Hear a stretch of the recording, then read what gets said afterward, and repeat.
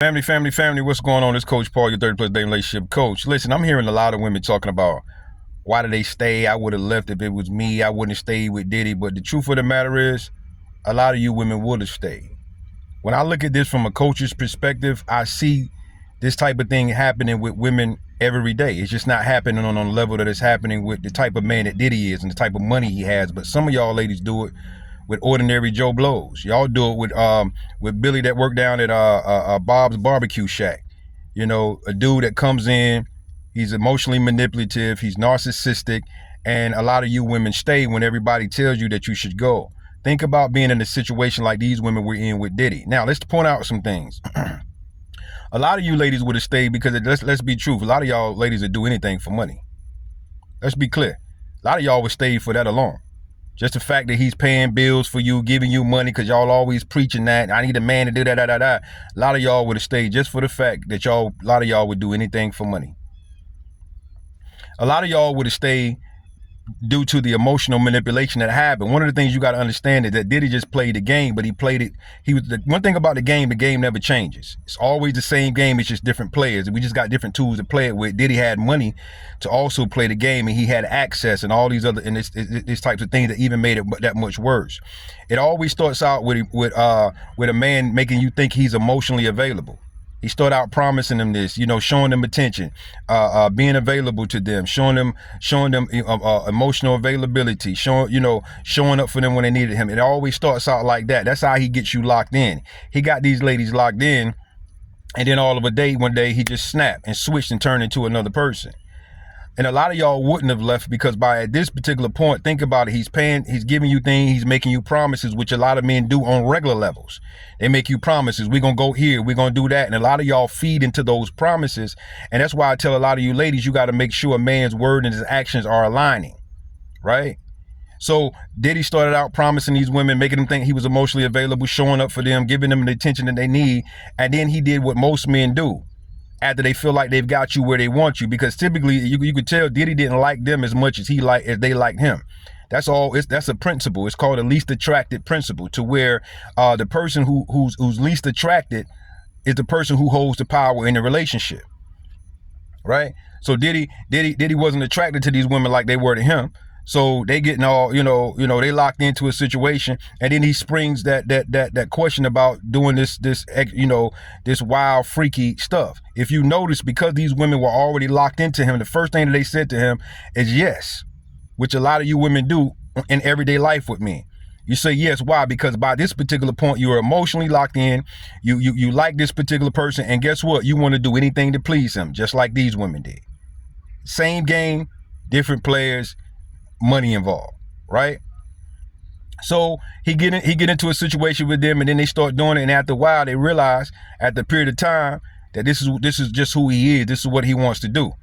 And now by this particular time, as a woman, you're locked in so deep emotionally because you really love this person, you really care for this person, you want to make this person happy. Everybody knows you should leave, but you stay, because narcissistic people have a way of manipulating you emotionally, mentally, and every other way to make you think that you can't get ahead without them. This is classic narcissist demonic activity that Diddy did to these women. So a lot of you women that's saying I would have left, no, you wouldn't. A lot of y'all probably would still be in this situation. And then a lot of y'all want to talk about Carisha. Y'all keep saying, well, Carisha didn't do it. Why he ain't treat Carisha like that? What y'all don't understand about narcissists is narcissists take time to groom new victims. If you think about it, Diddy was already dealing with Jane Doe. Him and Jane Doe was already in a relationship for 3 years. He was dealing with her. He was getting everything he needed. That sexual desire and fantasy that he had, he was getting it from Jane Doe. But he was dealing with Carisha on the side, right? He was grooming Carisha. And let's be clear, we don't know what Carisha did or did not do. Everything ain't came out about that. We don't know what she did. But one thing I do know, it was only a matter of time before Diddy probably would have ended up doing the same thing with Carisha that he did with all of the other women. This is who he was. This is what he wanted. He had no respect. Why would he go and respect her and he didn't respect all the other? It was just the fact that he hadn't finished grooming her yet. So for all of you ladies that are saying these women should have left, stop saying that, because a lot of y'all should leave the situations y'all in now. Some of y'all are dealing with men that ain't doing that. That means well, he living in your crib, driving your car, coming over smack, doing whatever he want to do, and you won't leave him. I know for sure you wouldn't have left a man like Diddy on that level when he's doing everything he does for you. This is why I tell you, ladies, don't ever go into a situation as a needy dater. Needy daters would always intentionally overlook red flags to get their needs met. Ladies, if your finances ain't in order, don't get out here and start dating. Wait till you can get to a place to where your finances are where you can at least take care of yourself. You ain't got to be rich, because a man will come in and see that as a vulnerability and take advantage of you because he can pay your bills. Don't be a needy dater. You should be dating because you want to, not because you have to. This is where you should be at. But a lot of this stuff that's going on with Diddy, I see it happening every day as a dating relationship coach in regular life with regular women who are movers and shakers in the marketplace, but behind closed doors, you're a public success and a private failure for a lot of you women. And I want y'all ladies to look at this not from a place of judgment. Look at this case, not from a place of judgment, but from a place of an awareness, the way to learn how to move in your own life when it comes to dating and relationships, so you won't get caught up with a guy that's like Diddy, that's around your block or at your job or at the places you go that's trying to get at you. Because so many times I see this happening on any level.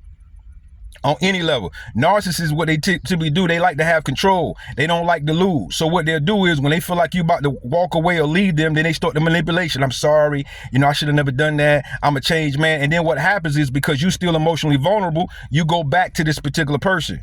And then they do good for a while, then it starts back up again. And you're constantly hoping that they're going to change and become better.